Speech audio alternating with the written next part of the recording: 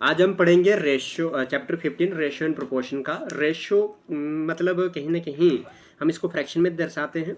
ये क्या होता है, ये कंपैरिजन होता है, ये कंपेयर करने होते हैं दो चीज़ों को, ठीक है।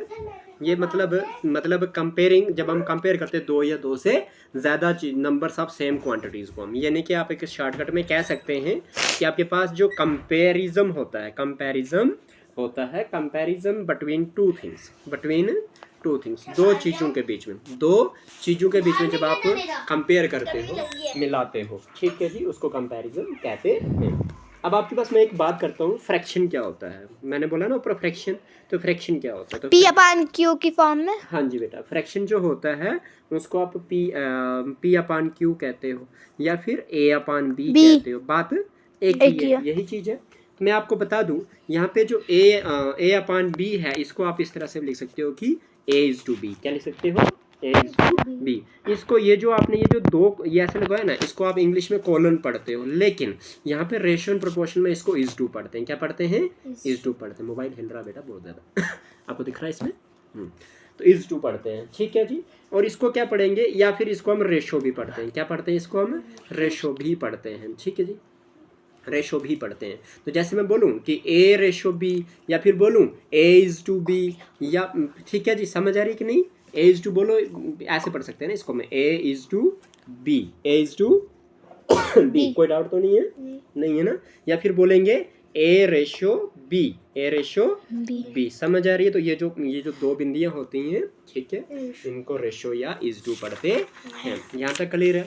अभी हम बात करते हैं, जैसे कि 7:9 है, 7:9, 1:9। तो A इक्वल टू क्या हो जाएगा बेटा? अच्छा अंजी बेटा, अच्छा जाओ, ठीक, कोई दे दो इसको नाचने चलिए। तो A/B, 7:9 लिखा ना मैंने, तो 7:9 में आपके पास अगर मैं इसको A/B लिखता हूँ तो मेरे पास A की वैल्यू क्या आ गई? 7। B की वैल्यू क्या आ गई? 9। अब ऐसे मैं बोलता हूँ कि जो A है आपका, वो क्या है? इसको आप बोलते हो फर्स्ट टर्म। क्या बोलते हो इसको? फर्स्ट टर्म बोलते हो, ठीक है।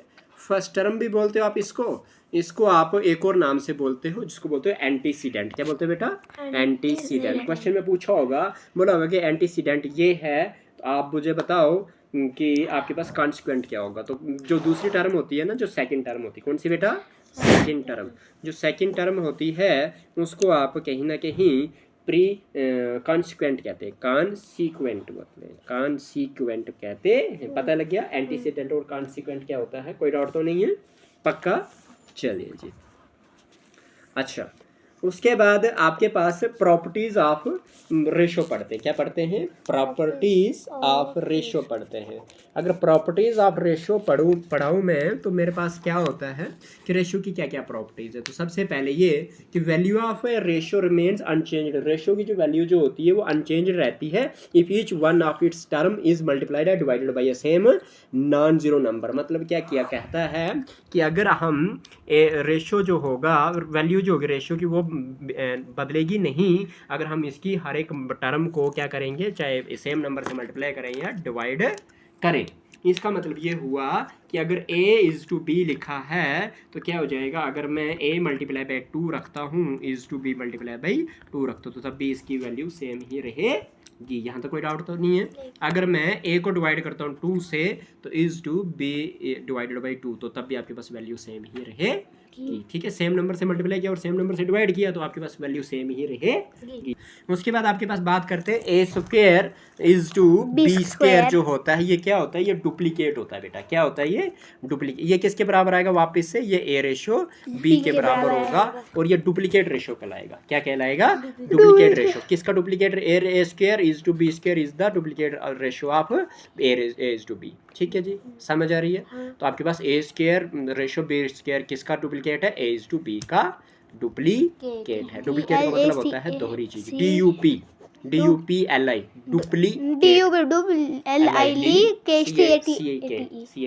ठीक है जी। उसके बाद अगर मैं A³ जो A/B³ करता हूँ, तो ये ट्रिप्लीकेट है। ये क्या है? ये ट्रिप्लीकेट है बेटा। क्या है ये? ट्रिप्लीकेट, ट्रिपल हो रहा है, ये ट्रिप्लीकेट ऑफ A/B। ये भी A/B का यही है, बस इसमें क्यूब लगा तो TRI लगना है, इसमें DU लगाना है, हाँ, बस उतना ही है, और कुछ नहीं है। समझ आ रही है? अब एक एग्जांपल करते हैं, ठीक है जी। एग्जांपल 1 करते हैं। बोला है कि if P is to Q जो है वो किसके बराबर है, 3:4 के बराबर है, और Q इज टू R जो है वो किसके बराबर है, 8:9 के बराबर है। तो अब आपको क्या निकालना है, रेशो निकालना है। क्या निकालना है बेटा, रेशो निकालना है। किसका, P is to Q is to R का। आई समझ। तो देखो बेटा कैसे करेंगे मैं बताता हूँ आपको। सिंपल सी बात है। क्या हो जाएगा मैं आपको बता दूं। अच्छा तो कैसे करेंगे इसको, हमने कुछ नहीं करना बेटा, एक चीज़ बताता हूँ मैं आपको। मुझे पता है कि P इज टू Q जो है वो मेरे पास किसके बराबर है, 3:4 के बराबर है। इट मीन्स क्या हुआ कि P अपान Q जो है वो 3/4 के बराबर है। यहाँ तो कोई डाउट तो नहीं है। और मुझे पता है जो Q is to and Q is to R जो है वो Q किसके बराबर है, वो है आपके पास 8:9 के बराबर। ठीक है, तो Q अपान R किसके बराबर हो जाएगा, 8/9 के बराबर हो जाएगा। कोई डाउट यहाँ तक नहीं है। ठीक है, मुझे क्या निकालना है, P is to Q is to R निकालना, ये निकालना है ना। तो मैं कैसे निकालूंगा, देखो P अपान Q और Q अपान R यही है। तो मतलब Q और Q 2 बार है। मतलब सीधा सा लिख सकता हूँ मैं इसको। मुझे P Q और R की वैल्यू चाहिए, तो P अपान Q क्या है, 3/4 है। और इधर क्या है आपके पास, इधर लगा दोगे, इधर क्या है आपके पास 8/9 है, यही है ना। तो आप क्या कर दो, इसको बराबर कर दो। नहीं, इधर बड़ा क्या है, इधर भी Q की वैल्यू है ना, और इधर भी Q की वैल्यू है ना। P अपान Q और Q अपान R, तो ये भी Q हुआ, ये भी Q हुआ ना। तो आपके पास बड़ी वाली वैल्यू क्या है Q की, 8 है। तो छोटी को भी 8 बना दो। किससे मल्टीप्लाई करना पड़ेगा, 2 से। अगर नीचे 2 से मल्टीप्लाई किया नीचे, तो ऊपर भी 2 से मल्टीप्लाई करना पड़ेगा। तो मतलब क्या हुआ आपके पास, ये हो गया 3×2 = 6 और 4×2 = 8। इधर भी क्या है, 8/9। आपको पता था ये P था, ये क्या था, Q, ये भी क्या Q था, ये क्या था, R। आप मुझे बताओ P is to Q is to R क्या बना, P की वैल्यू क्या आई, 6, और Q की वैल्यू क्या आई, 8, और R की वैल्यू क्या आई, 9। क्या आई, 9। तो आपके पास आंसर क्या आया, 6:8:9। पता लग गया कैसे किया, पता लग गया पता लग गया आजा, पक्का। चलिए एग्जाम्पल नंबर 2 बोलता है कि if A/B is equal to 3/4 और B is to C is equal to 5:6 and C is to D is equal to 11:9, तो then find the ratio of A is to D। आइए कैसे करते हैं इस क्वेश्चन को, सिंपल तरीका है, आ जाइए। हमने जब भी फर्स्ट और लास्ट टर्म निकालनी होती है, A/D निकालना है ना। मतलब A/D का मतलब होता है कि A/D। वो किस तरह से निकलता है, वो निकलता है A/B multiply by B/C multiply by C/D के। ठीक है, तो A/B की वैल्यू क्या है, 3/4 है, मल्टीप्लाई बाई B/C की वैल्यू क्या है, 5/6 मल्टीप्लाई बाई C/D की वैल्यू क्या है, 11/9। हाँ जी। तो क्या हो जाएगा आंसर, सीधी सी बात है, ये डिवाइड कर दो अगर होता है तो 3 1 3 3 2 9 3 3 9 है ना। और कोई जाने वाला नहीं है ना। तो 11 5 55 अपान में 4 6 24 3 72। तो आपके पास आंसर क्या आया, आंसर आया 55:72। ए पार्ट समझ आई कि नहीं। चलिए अब पढ़ते हैं प्रोपोर्शन। आसान था, बच्चों का खेल है ना। अब प्रोपोर्शन पढ़ेंगे, क्या पढ़ेंगे, प्रोपोर्शन में क्या होता है, बहुत ही अच्छा क्वेश्चन है, प्रॉपर्टीज भी अच्छी हैं। प्रोपोर्शन क्या होता है, प्रोपोर्शन का मतलब क्या होता है, मैं अगर प्रोपोर्शन की बात करूं तो प्रोपोर्शन में हम जब दो रेशियोज को इक्वल करते हैं तो उसको प्रोपोर्शन कहते हैं। क्या कहते हैं प्रोपोर्शन, जब हम दो रेशियोज को इक्वल करते हैं उसको प्रोपोर्शन कहते हैं। कोई डाउट तो नहीं है। कितने रेशियोज को इक्वल करते हैं, 2। तो क्या मिलता है हमें, प्रोपोर्शन मिलता है। क्या मिलता है, प्रोपोर्शन मिलता है।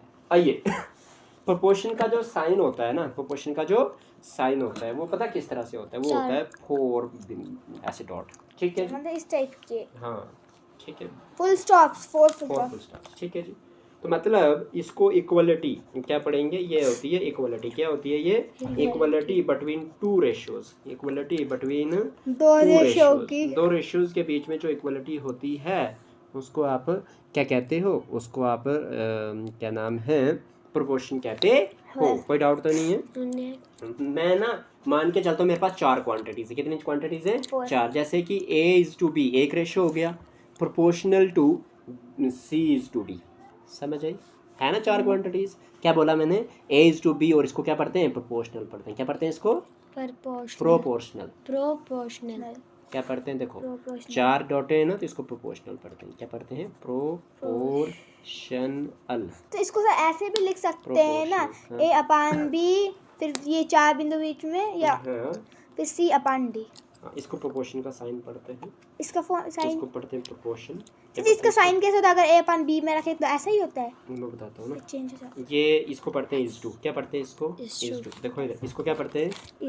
इसको भी क्या पढ़ते हैं? Is to. Is to. यहाँ तो कोई डाउट है नहीं। तो A/B इज इक्वल टू पढ़ते हैं। क्या पढ़ते हैं? Equal to C/D। समझ आ गई कि नहीं? कोई डाउट है क्या? इक्वल टू लिखा था ना मैंने, इक्वलिटी पता लग गया? कोई डाउट तो नहीं है? मतलब इसका अगर इस फॉर्मूले में लगाएंगे A/B में, तो इसका ये बन जाता है। हाँ। अब प्रॉपर्टीज पढ़ते हैं। क्या पढ़ते हैं? Properties of proportion. प्रोपोर्शन की प्रॉपर्टीज हमने पढ़नी है, तो बहुत ही अच्छी बात है। ठीक है, की पॉइंट्स नहीं है। क्या यही प्रॉपर्टीज होती है, की पॉइंट्स। ठीक है जी। देखो मैं आप लाइन मत दो। प्रॉपर्टी जो है प्रोपोर्शन की, वो कैसी हैं कि जब आपको क्या करना पड़ेगा? थर्ड प्रोपोर्शन निकालना हो। कौन सा प्रोपोर्शन निकालना हो? Third proportional. Third proportional. जब थर्ड प्रोपोर्शनल निकालना है तो आपके पास वो क्या होता है? वो फॉर एग्जांपल 2 टर्मों का, पहली टर्म में A और दूसरी टर्म कौन सी है? B। तो इसका तीसरा प्रोपोर्शन निकाला, उसके फार्मूला लगेगा B² A का स्क्वायर नहीं ना, मतलब इसका उल्टा हो जाएगा, B पहले आ जाएगा, A बाद में। और ऊपर वाले न्यूमरेटर में स्क्वायर करना है तो थर्ड प्रोपोर्शन निकल जाएगा। अगर मैंने मीन प्रोपोर्शन निकालना है, क्या निकालना है? मीन प्रोपोर्शनल निकालना है। प्रोपोर्शनल निकालना है, मीन प्रोपोर्शनल निकालना है। मीन प्रोपोर्शनल बिटवीन किसके? 2 के बीच में। किसके बीच में? 2 के, बिटवीन A एंड B के बीच में। वो किसके बराबर होता है? Root of AB। क्या होता है? Root AB। पता लग गया? मीन प्रोपोर्शनल यही याद करना है। अब आपके पास अगर आपने फोर्थ प्रोपोर्शनल निकालना है, कौन सा निकालना है? Fourth proportional. आजा इधर देखो, फोर्थ प्रोपोर्शनल निकालना आपने किसका? A/B/C। उधर कितने थे? तीसरा निकालना था, 2 टर्में दी थी। इधर चौथा निकालना तो 3 टर्में दी गई होंगी, है ना? 1 2 तीसरा, है ना? तो वो किसके बराबर वो होता है? लास्ट की 2। लास्ट की 2 कौन सी है? B और C और डिवाइड बाई फर्स्ट। ठीक है जी, कोई डाउट तो नहीं है? पक्का? अच्छा, अब क्या कहता है, अगर आपके पास कोई भी टर्म जो, अगर कोई भी अमाउंट है, कोई भी इफ एनी अमाउंट A, अगर कहो कि अगर आपके पास कोई भी अमाउंट जो है A है, वो डिस्ट्रीब्यूट किया जाता है P और Q में, ठीक है, रेशो किसके? X:Y में, तो शेयर ऑफ ईच, हर एक का शेयर क्या होगा? हर एक का शेयर क्या होगा? देखो बताता हूँ मैं। अगर आपके पास है टोटल कोई चीज़, टोटल टोटल जो है वो A है, टोटल जो है वो क्या है? A। इसको डिस्ट्रीब्यूट करना है मैंने। डिस्ट्रीब्यूट मतलब बांटना है। डिस्ट्रीब्यूट करना है बिटवीन P एंड Q के बीच में। किसके बीच में? बिटवीन P एंड Q के बीच में। और किसके रेशियो में करना है? इन X:Y, इन X:Y में निकालना है। तो मेरे पास शेयर ऑफ A, हिस्से का क्या मतलब? जो P का हिस्सा होगा, शेयर ऑफ P का जो हिस्सा होगा वो किस में आएगा? वो हो जाएगा मेरे पास, मुझे किस में, पहला वाला रेशियो जो होगा, पहले वाले हिस्से को तो X आएगा, है ना? डिवाइडेड बाई आएगा टोटल रेशियो, तो X+Y, ठीक है, इंटू में A। और वैसे अगर शेयर ऑफ B निकालना है, क्या निकालना है मैंने? Share of Q। तो Q का शेयर निकालना, तो वो क्या हो जाएगा? Q को Y आ जाएगा रेशियो, अपान में X+Y आ जाएगा, मल्टीप्लाई बाई किसको देना है? B को देना है। ठीक है, B को नहीं है, टोटल A है ना? टोटल क्या है? A, तो A से मल्टीप्लाई होगा। ठीक है, एग्जाम्पल करते हैं 3, पता चल जाएगा आपको। ठीक है, एग्जाम्पल नंबर 3 क्या कहता है? कहता है कि X:75 प्रोपोर्शन टू 15:45, यही है। तो वैल्यू ऑफ X क्या होगी? आओ, X/75 इज इक्वल टू में 15/45।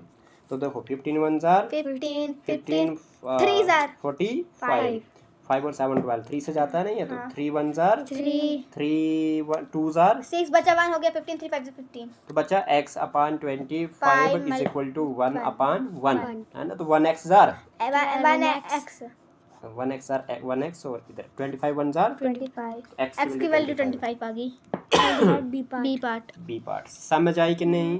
सही है ना एक और मैं शॉर्टकट ट्रिक बता दूं आपको, जब आपके पास इक्वल टू के आसपास इक्वल टू के पार अगर 1 अपान 1 बचा हो, यानी कि 1 बचा हो, तो आपके पास खत्म ही हो जाता है मतलब खत्म हो जाता है, तो सीधी सी 25 बात है x के नीचे क्या है 25, तो x की वैल्यू 25 25 होगी। समझ आ रही है।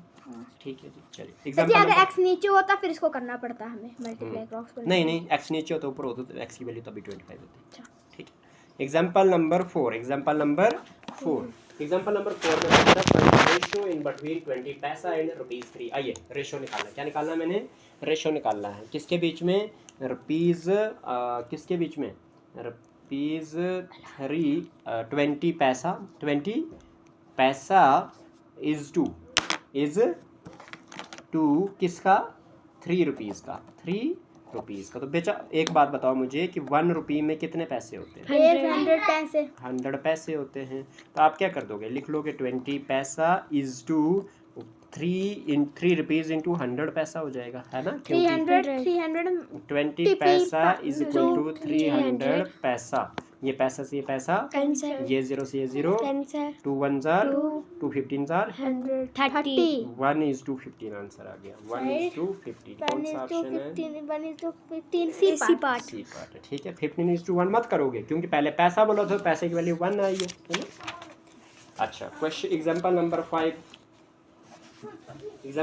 5 क्या पूछता है, मस्त ठीक है बेटा। एग्जांपल नंबर 5 पूछता है salaries of Vivek and Vimal are ₹1400 and 1600 Vivek की 1400 विमल की 1600 और the ratio of their salary. Sir ये विवेक है क्या है ऐसे, अच्छा हाँ ठीक है जी, देखो आइए तो क्या लिखा है, सीधी सी बात है, पहले की 1400 है विवेक की इज टू 1600 आ जाएगा, 15 अपान में 16 0000 कैंसिल, ये भी इक्वल टू ही मानो ना।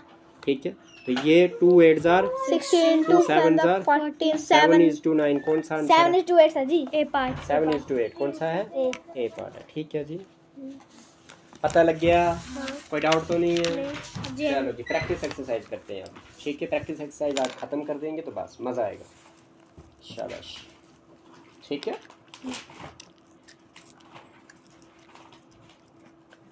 पता क्या होता है, मुझे बहुत मज़ेदार क्वेश्चन लगते हैं ये, बहुत ही अच्छे। ठीक है, चलो आपको समझ आ रही है बच्चों,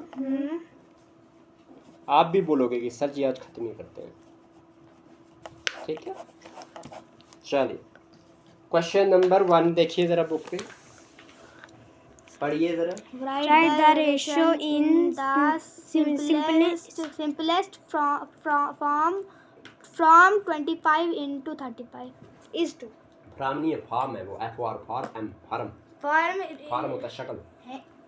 ठीक है, एफ आर फार्म फार्म होता है शक्ल। आइए बता दे, आपने सिंपलेस्ट फॉर्म में रेशो निकालना है ना जी। तो 25 इज टू क्या है, 25 अपान में सीधा 35 से क्यों अपान में, आर पार भी तो अपान ही होता है। हाँ तो 5 5 जार 25 5 7 जार 35 5 is to 7 कौन सा ऑप्शन है। 5 पार्ट क्वेश्चन नंबर 2 क्या है बताओ। the relation between the one ratio नहीं बेटा, ratio the ratio between the 1 over 2 1 day। देखो 1/2 1 सर जी, डे, बार 2 का मतलब इज टू लिखेंगे तो 1 डे को ऐसे लिखेंगे। सर आप मुझे जी। बताओ, छोटे में बदलते हैं ना हमेशा बड़े वाले को, तो 1 आवर, एक आवर में कितने, एक डे में कितने आवर, 24 आवर 24 आवर हो जाएंगे। ये आवर के साथ ये आवर, कैंसिल 1 is to 24 कौन सा answer, 1 is to C part समझ आई कि नहीं। क्वेश्चन नंबर 3 देखते हैं, बोलता है कि if A B C and D are 4 numbers such that A is to B equal to 2 is to 3, B is to C is equal to 4 is to 5, C is to D is equal to 5 is to 8, then A is to D is equal to, आराम से बेटा देखिए, ये मुझे पता है A is to B क्या दिया हुआ है, 2 is to 3 के बराबर। मुझे पता है कि b इज टू सी क्या दिया हुआ है 4:5 के बराबर। तो जी ऐसे मुझे पता है ऐसे c इज टू d के बराबर क्या दिया हुआ है आपके पास 5:8 दिया हुआ है। मुझे क्या निकालना है a इज टू d निकालना है, यही बोला है। तो मुझे पता है कि a इज टू d का फार्मूला क्या होता है, वो होता है a upon d is equal to a upon b multiply by b upon C multiply by c upon d। यही तो होता है, कर दो ना फिर। तो क्या हो ए जाएगा अपान डी a अपान b की वैल्यू क्या है 2/3 है। अच्छा फिर multiply by b upon c की वैल्यू क्या है 4/5 है। c अपान d की मतलब क्या है 5 अपान 8 8। तो ये 5 से 5 कैंसिल ये 2 से ये 2 4 जार 8 4 1 जार 4 4 1 जार 4 इधर क्या बचा 1 बचा ऊपर में बचा 1 और नीचे में क्या बचा 3 1 जार 3 तो 1/3 1 यानी कि 1:3 1 is a part a part आ गया। बताओ टफ है। हाँ जी जाओ घर जाओ। क्वेश्चन नंबर 4 करते हैं। क्वेश्चन नंबर 4 क्या कहता है जी the sum of the the squares of 3 numbers is 116। अगर 3 नंबर्स का स्क्वायर करते हो तो वो 116 के बराबर आता है। And their ratio is to 2:3:4 the numbers are. अगर 3 नंबर को स्क्वायर करते हो ना तो क्या होता है वो आपके पास सम करके 116 और रेशियो कैसे करेंगे आइए बात करते हैं। मेरे पास रेशियो दिया हुआ है 3 नंबर का 2:3:4 2:3:4 यहाँ तक क्लियर है। क्या हो जाएगा 2x is to 3x is to 4x। हमने जो रेशियो उसको x के साथ मल्टीप्लाई कर देना है। ठीक है शॉर्टकट ट्रिक क्या है इसने बोला कि तीनों नंबरों को अगर आप स्क्वायर करके सम करते हो तो पहला नंबर क्या 2x है 2x का स्क्वायर प्लस दूसरा नंबर क्या 3x है तो 3x का स्क्वायर प्लस 4x का स्क्वायर क्योंकि सम बोला था इसलिए प्लस किया और स्क्वायर बोला तो हर एक नंबर को स्क्वायर कर दिया। इक्वल टू में किसके बराबर आ रहा है 116 के बराबर आ रहा है। 2 2 जार 4x का स्क्वायर प्लस 3 3 जार 9x का स्क्वायर प्लस 4 4 जार 16x का स्क्वायर इक्वल टू में क्या हो जाएगा 116 हो जाएगा। कोई डाउट तो नहीं है।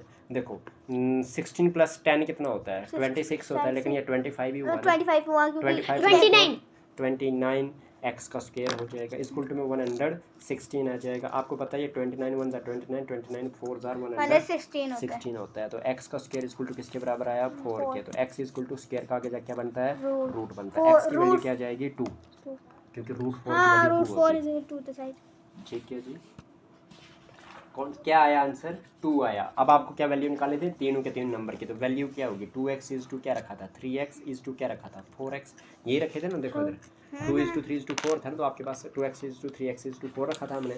जहाँ जहाँ पे आपके पास x है वापस मल्टीप्लाई कर दो 2 इज टू 3 इंटू में multiply 2 into 4 is to multiply by 2 2 2 जार 4 3 2 6 multiply 8 4 is to 6 is to 8 answer है दैट इज सी पार्ट है।